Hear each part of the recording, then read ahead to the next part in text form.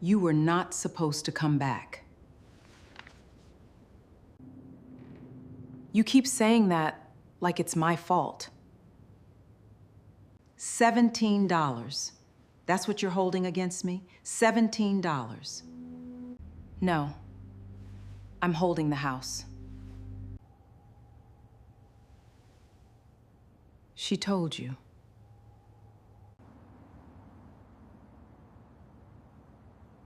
The graduation gown was still in the back seat. Naomi Vance could see it in the side mirror, folded over the headrest, the gold honor cord still pinned to the shoulder where her mother had pinned it 48 hours earlier. Nobody had taken it inside. Nobody had hung it up. It had ridden to the ceremony, and it had ridden home, and now it was riding somewhere else.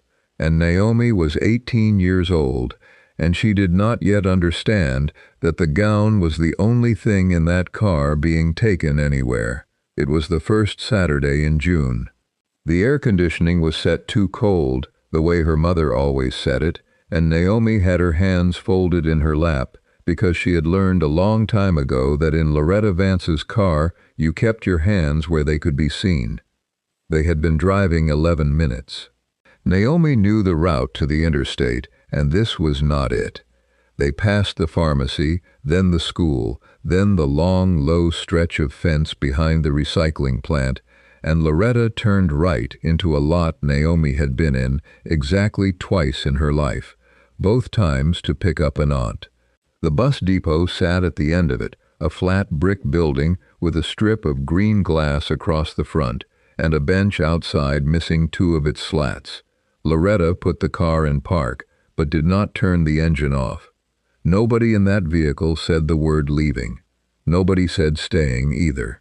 Her sister Dion was in the back seat with her forehead against the window, and Cornell Briggs, who had been married to their mother for 9 years, sat in the passenger seat looking straight ahead through the windshield at a brick wall. Loretta opened her purse. She counted the money out onto the console between the seats, and she counted it slowly, the way a person counts when they want the counting to be witnessed. 3 5s, 2 1s, $17, laid flat, 1 bill at a time, smoothed with 2 fingers after each one. Naomi looked at it, then she picked it up and counted it again herself, because the number did not make sense, because 17 is not a number anybody arrives at on purpose, because it is too much to be nothing, and far too little to be a beginning. She counted it a second time and got 17 again. Dion did not look up from the window. Cornell did not turn his head. In 9 years, Naomi had never once heard that man raise his voice, and she understood in that moment that she had mistaken quiet for kindness. She got out. She took the bag from the trunk, the one her mother had packed for her 3 nights before, and had not let her carry to the car, and as she stood there with her hand still on the trunk lid, her mother rolled the window down 4 inches and said the last thing she would say to her daughter for 20 years. She did not say, "I'm sorry." She did not say, "You brought this on yourself." She did not say, "Don't call me." What Loretta Vance said, in the flat voice she used for grocery lists and church announcements, was, "Don't call the house." Then the window went up, and the car pulled out of the lot and turned left, and Naomi Vance stood there in the heat with $17 in her fist and watched the automatic doors of the bus depot open and close twice on nobody at all before she made herself walk through them. I want you to sit with what she did not know, standing in that parking lot. She did not know why. She had spent the drive going through her own life, looking for the offense, and had not found one, because there wasn't one, because the reason had nothing to do with anything she had ever said or done or been.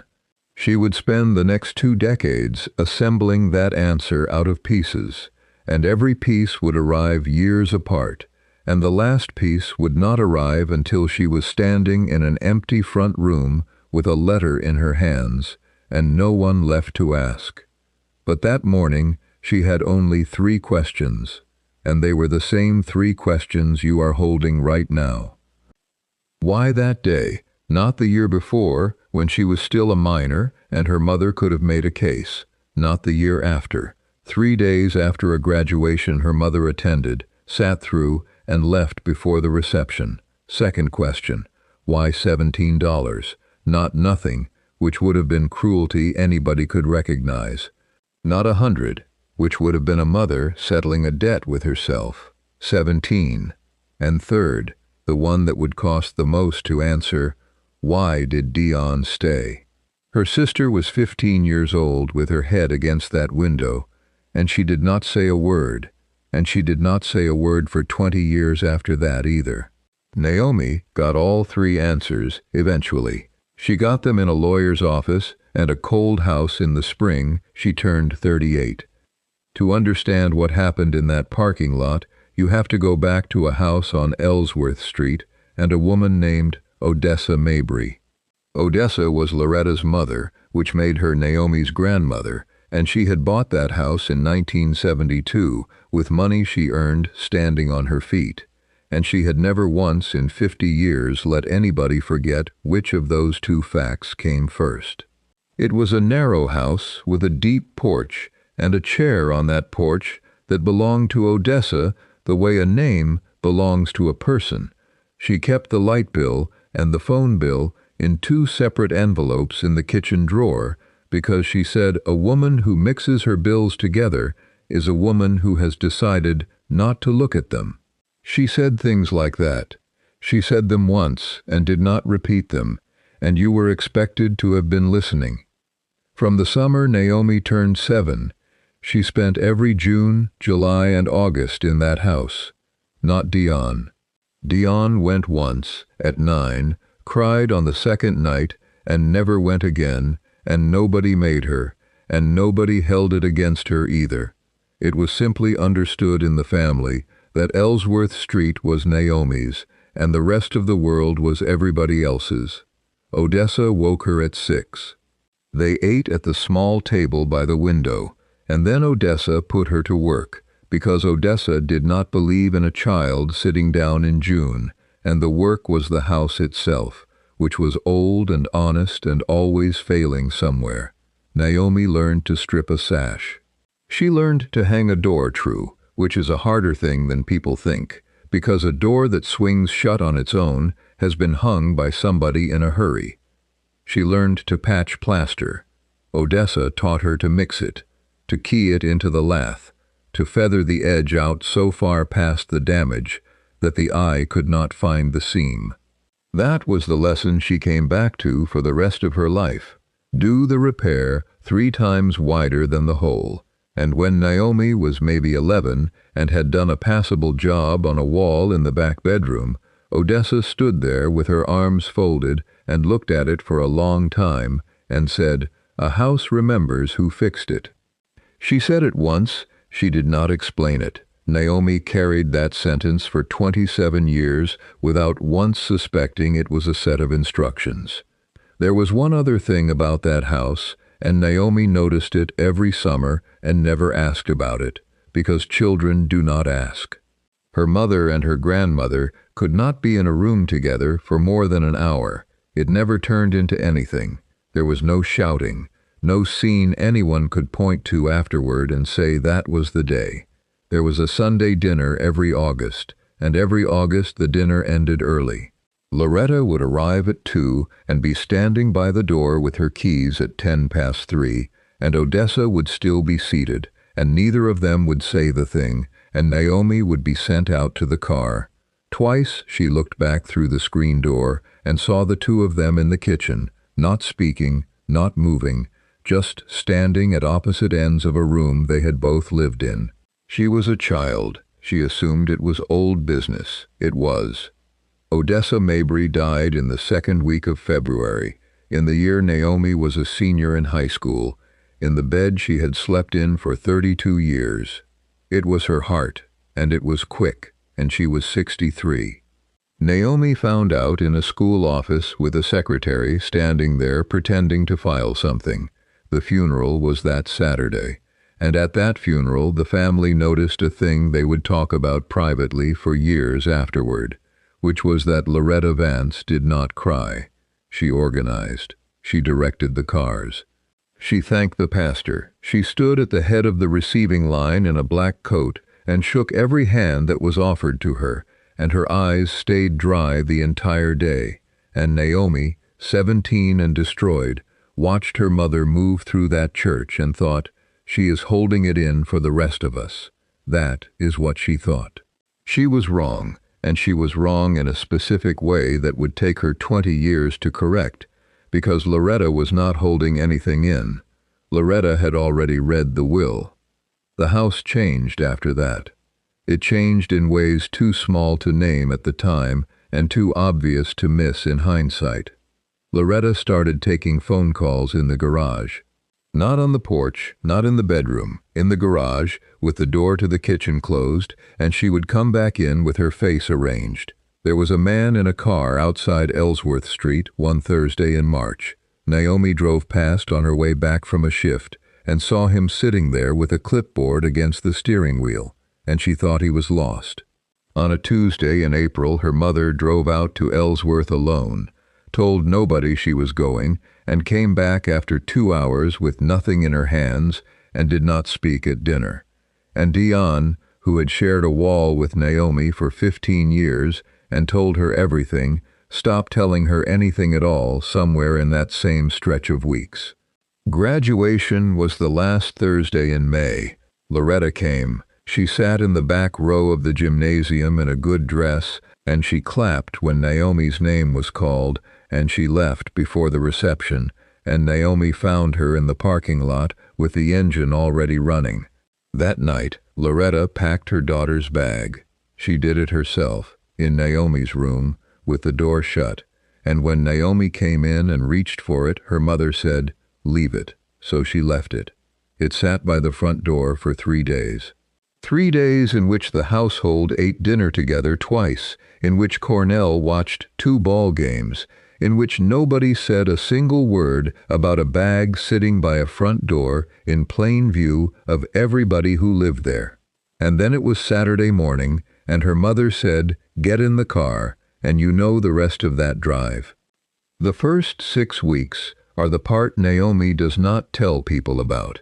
She rode a bus to a city 3 hours away because it was the only ticket $17 would buy, and because a girl who has just been put out does not go toward anybody who knows her. She slept in the depot on that end for 4 nights. On the 4th night, a woman named Marva Teasley, who worked the 11 to 7 and had already decided not to say anything on nights 2 and 3, came around the counter and sat down on the bench beside her and asked her one question, which was whether she had eaten that day. Then she wrote a name and a street on the back of a schedule slip, and she said, "Ask for that woman and say Marva sent you," and she went back behind her counter and did not look over again, which was its own kind of dignity. That slip of paper is the entire reason there is a story here. The shelter took her. She got a food service job, then a second one, then a third that was better and ended anyway. She was a hotel housekeeper for 14 months. She worked the overnight at a warehouse for 2 years and slept in the afternoons. There was a year in there she does not have good records of and does not discuss. And then, when she was 23, a man on a residential crew hired her to sweep a job site and watched her look at a wall for a while and then tell his plasterer that the patch was going to shadow because he had not feathered it wide enough. He asked her where she learned that. She said her grandmother. He put her on the crew that Monday. She learned the trade properly. She got licensed at 29. At 31, she started a restoration company with 1 truck and a partner she bought out 4 years later, and by the time she was 37, she had 11 people working for her, and they specialized in old houses, the narrow ones with deep porches, in neighborhoods where the banks had stopped answering the phone in 1970-something. She was good at it. She was known for it. She could stand in a front room and tell you what year the wiring was done. And every one of those houses belonged to somebody's grandmother, and she never once made the connection out loud. because the mind protects itself by refusing to notice the obvious. Here is the part I need you to hear plainly, because this is not a story about a woman who did everything right. In 20 years, Naomi Vance never called, not once. She knew the number. She could have found the house. She had money by year 12 and a lawyer by year 14, and she never picked up the phone. And she will tell you today that she was proud of that. And she will also tell you that the pride was a lie she needed. When people asked about her family, and people always ask, she had a sentence ready. She said, "It's just me." 3 words, delivered flat, and she had said it so many thousands of times that she had stopped hearing what it cost.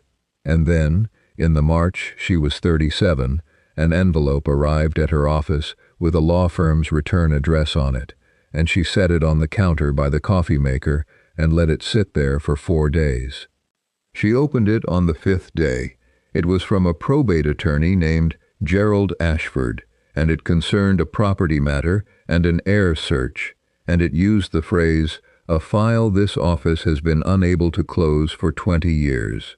Naomi read it 3 times and arrived at the only conclusion that made sense to her, which was that somebody had died owing money, and the money had found its way to her. That is what she believed on the drive. Understand that. She got in the truck and drove 7 hours back to a city she had not seen since she was 18 because she thought she owed somebody a debt. She passed the depot on the way in. She saw the strip of green glass and the bench with the missing slats, and she did not slow down, and her hands did not come off the wheel, and she has said since that she was more frightened by how little she felt than she would have been by feeling anything.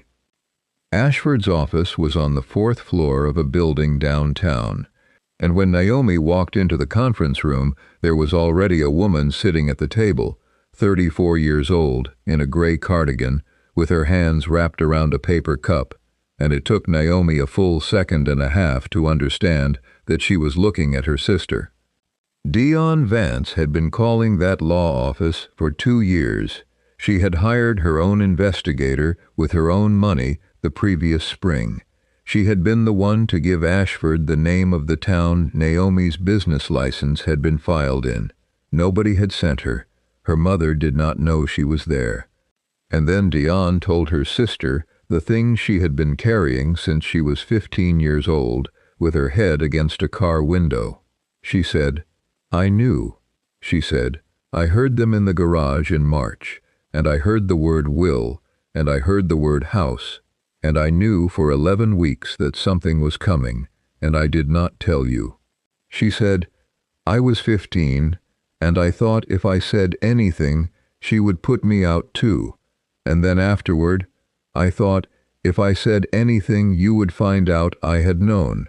And then it was a year, and then it was 10. She did not ask to be forgiven. Naomi did not offer it. They sat in that room 3 feet apart and did not touch each other, and then Gerald Ashford came in with a folder and asked Naomi to confirm her full legal name and her date of birth, and he slid a document across the table. It was the last will and testament of Odessa Ruth Mabry, executed on the 11th of November, 3 months before she died.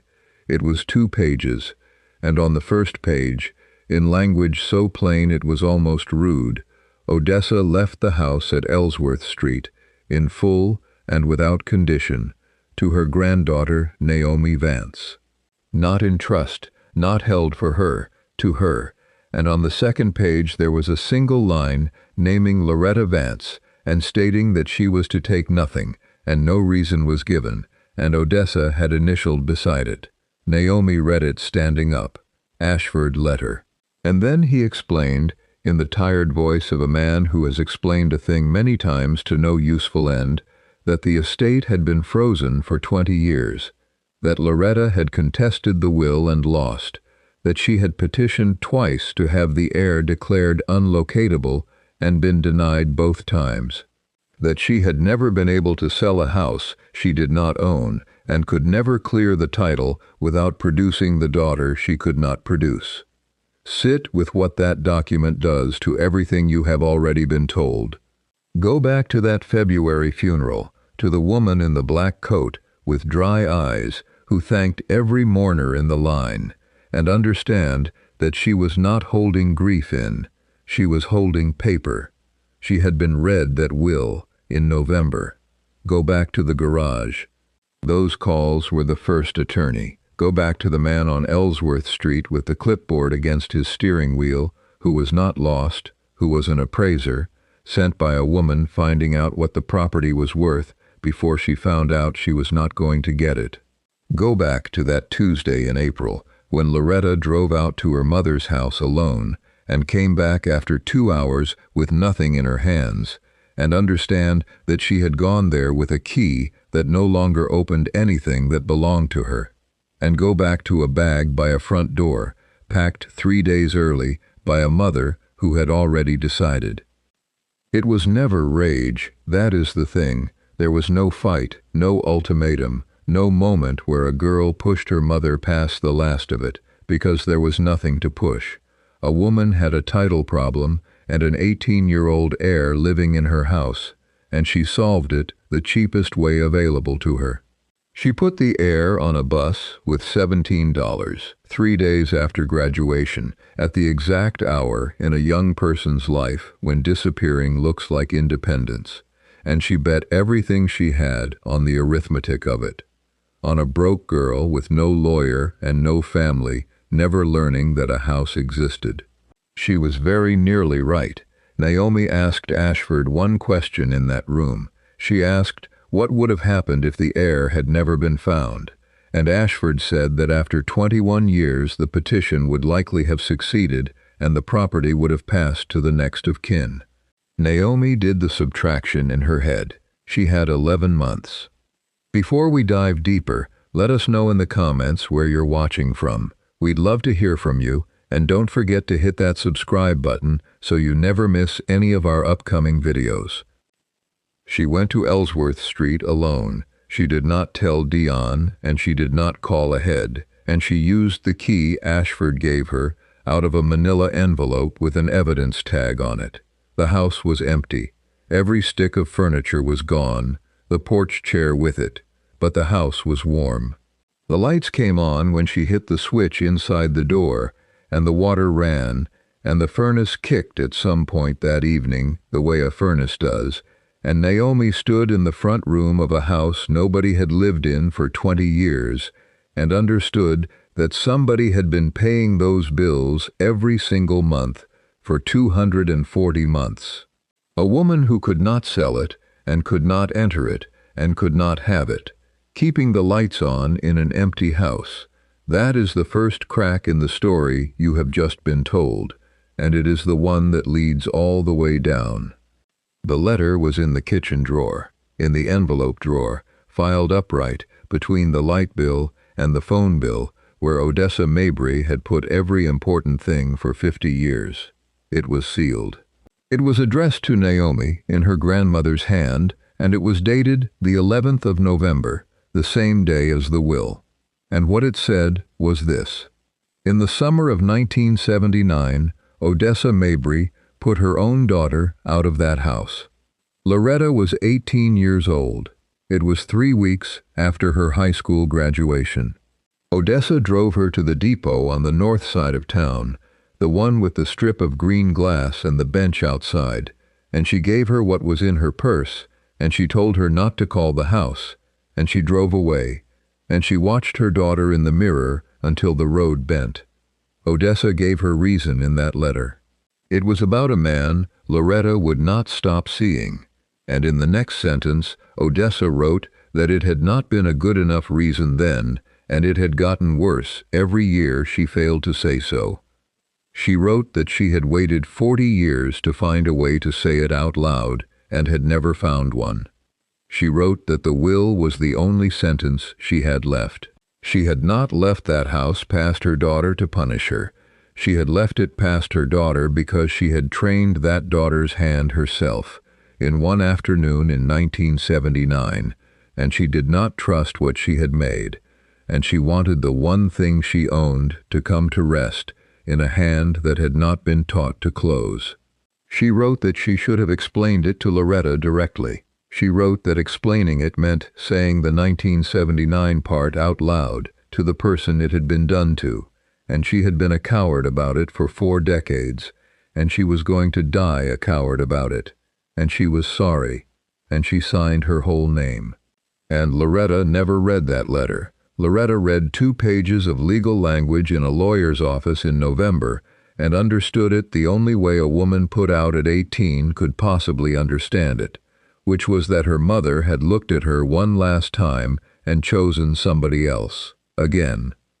25 years later, and in June, when the paperwork ran out and there was nothing left to do, she reached for the only instrument anybody had ever handed her, and she used it on her own child, at a bus depot, 3 days after a graduation, and she counted the money out onto the console, 1 bill at a time, $17. Because that is what was in Odessa Mabry's purse in the summer of 1979. Loretta had counted it in a parking lot when she was 18 years old, and she had never once in her life forgotten the number. And when the time came, she did not have to look in her wallet, because she already knew what she was going to give her daughter, down to the dollar. Naomi sat down on the floor of that front room and did not get up for a long time. That is the whole of what she did. There was nobody in the house to say any of it to. She kept the house. It took 8 months, and she did most of it herself, on weekends, driving 7 hours each way because she would not put her crew on it. She stripped the sashes and hung 2 doors true and patched a wall in the back bedroom 3 times wider than the damage, and somewhere in the 6th month she caught herself saying a sentence out loud in an empty room about what a house remembers. Then she called Gerald Ashford and had him draw the papers. She did not sell it. She did not move into it. She put it in a trust in Odessa Mabry's name, with Loretta Vance named as life tenant, which means her mother may live in that house until the day she dies and may never sell 1 board of it, and on that day it passes to Dion's 2 children. Loretta had it explained to her twice before she understood that she had been given the house and had been given no power over it at all, which is the closest thing to justice anybody in this story ever received. Naomi gave her the key at the bus depot, not at the house, not at a restaurant, not in a lawyer's office. She asked her mother to meet her in that lot on a Tuesday morning, and she stood by the bench with the 2 missing slats and put the key in Loretta Vance's hand, and for the first time in 50 years, somebody was handed something at that building instead of left there. Neither of them said very much. Loretta asked one question, which was whether Naomi had read what her grandmother wrote, and Naomi said yes, and Loretta looked at the brick front of that depot for a while and then said, "She never told me." And Naomi said, "I know. She told me instead." Inside, behind the counter, a woman in her 70s was working a shift she had been working since before either of them was born, and Marva Teasley looked up when the doors opened and looked back down again, because she did not recognize the face, because it had been a long time, because she had done a small thing on a Tuesday night 20 years ago and had never once found out what it turned into. So let me leave you with the question Naomi asks herself now. She ended it. She is the first woman in 3 generations of that family who did not hand it down. But she did not forgive her mother, and she says she still hasn't, and she is not sure the 2 things are the same. What would you call it if you were standing in that parking lot with the key in your hand? Some things get passed down in families like a name, or a nose, or a way of laughing, and some things get passed down like a debt, and the only person who can settle it is the one who never borrowed a dime.